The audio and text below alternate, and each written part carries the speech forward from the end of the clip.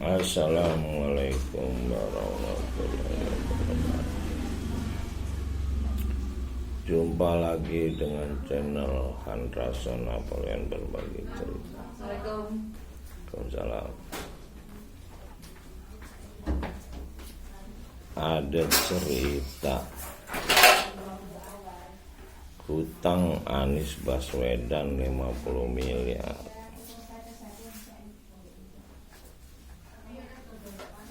Sekarang cerita ketika beliau mencalonkan diri sebagai Gubernur DKI Jakarta. Hari ini Pak Anies Baswedan dicalonkan menjadi Presiden Republik Indonesia. Kalau mencalonkan diri sebagai Gubernur DKI,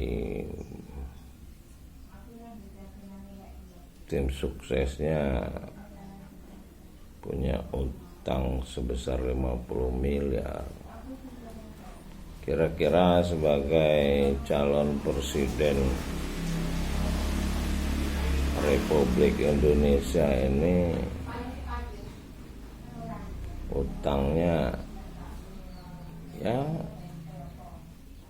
bisa 50 triliun kali ya. Tapi itu satu isyarat bahwa ada dua kekuatan di Republik Indonesia ini, yang satu kekuatan mayoritas ini 90%, mayoritas rakyat Indonesia ini menguasai ekonomi uang di Republik ini sebesar 10%, dan 10% elit negara Republik Indonesia ini menguasai uang 90% dari uang masyarakat Indonesia ini. Yang inilah yang kita sebut sebetulnya oligarki. Dan dua kekuatan inilah yang terbentuk di negara Amerika Serikat, yaitu ada Partai Republik dan ada Partai Demokrat. Jadi Partai Republik adalah partai elit, para kapitalis, dan Partai Demokrat adalah partai dari people power. Nah, hari ini Indonesia memiliki calon Presiden Republik Indonesia ini, Pak Anies Baswedan ini mungkin adalah people power. Semua orang menginginkan Pak Anies Baswedan. Dan ini juga yang terjadi dengan Pak Jokowi di 2014. 9 tahun lalu, di mana rakyat semua mendukung Pak Jokowi, yang dari people power, dari orang miskin, berpenampilan juga ya Pak pekerja, makanya dibilang kerja, dia bekerja. Setelah menjadi presiden, dalam perjalanannya sebagai presiden dia berhadapan dengan kekuatan elit, 10% elit yang menguasai 90% uang di Republik Indonesia ini. Inilah yang dibilang oligarki. Nah, ketika berhadapan dengan kekuatan elit inilah ya Pak Jokowi harus milih menyelamatkan presiden dan memberhentikan para timnya yang tadinya ingin memperbaiki keadaan di negara Republik Indonesia ini. Yaitulah dia berhentikan menteri-menteri yang ingin memperbaiki keadaan di negara ini, seperti Pak Anies Baswedan, lalu Sudirman Said, yang tim-tim yang intelektual yang ingin negara ini menjadi negara anti korupsi gitu. Nah, sejak 2 tahun setelah dia berkuasa, berarti 2016, Pak Jokowi udah berada di kekuasaan oligarki. Lalu oligarki inilah yang memenangkan pemilihan presiden tahun 2019, di mana Mahkamah Agung menyatakan Pak Prabowo menang, tapi yang dilantik tetap Pak Jokowi ya. Siapa yang berani menjalankan keputusan Mahkamah Agung? Nggak ada yang bisa melaksanakannya, baik TNI, Polri, Kejaksaan, kehakiman, siapa nggak ada yang berani. Ya itulah oligarki ya. 2019 sampai hari ini kita berada di bawah kekuasaan oligarki total. Nah, hari ini Pak Anies Baswedan sudah melaju dengan kecepatan tinggi,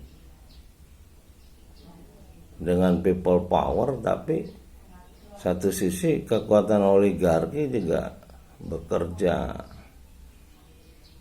Ada 2 kekuatan yang bekerja berbarengan di belakang Pak Anies Baswedan, kekuatan people power dan oligarki. Nah, di sini yang kita nggak tahu tim reformasinya Pak Anies Baswedan yang dulunya waktu pencalonan gubernur DKI udah kelihatan pecah sepertinya. Dari podcast yang saya tonton dari Akbar Fauzi yang mewawancarai Pak Sudirman Said, yang mengungkap masalah utang 50 miliar yang ditandatangani oleh Pak Sudirman Said. Hari ini Pak Sudirman Said juga mengkonsolidasikan 3 partai, Nasdem, Demokrat, dan PKS. Ya, sampai titik ini oligarki mulai masuk, mulai dilakukan pendekatan oleh Partai Golkar,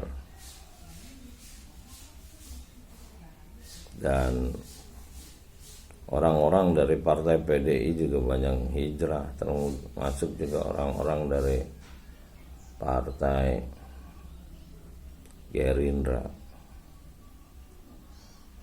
Ya, kita akan menyaksikan satu episode genting di pemilu 2024 ini, di mana people power dan kekuatan ekonomi elit yang selama ini menjadi oligarki selama 77 tahun Indonesia merdeka ini akan berhadapan dengan masyarakat yang mulai punya kesadaran untuk membangun negara ini dengan lebih bersih, yaitu mereka-mereka yang pernah dididik di negara-negara luar negeri gitu.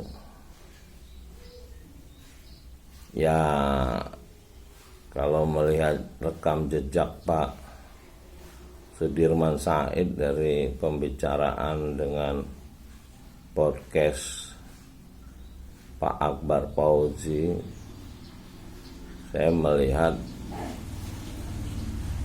ya ini kalau bahasa-bahasa kita ya para pejuang lah ya, cuman pada para pejuang ini memiliki keterbatasan. Nah, yang jadi masalah para pejuang ini mampu nggak menghadapi kekuatan oligarki. Makanya ada saran dari guru besar UGM yang pernah saya dengar bagaimana taktik menghadapi oligarki untuk Pak Anies Baswedan. Ya, jadi memang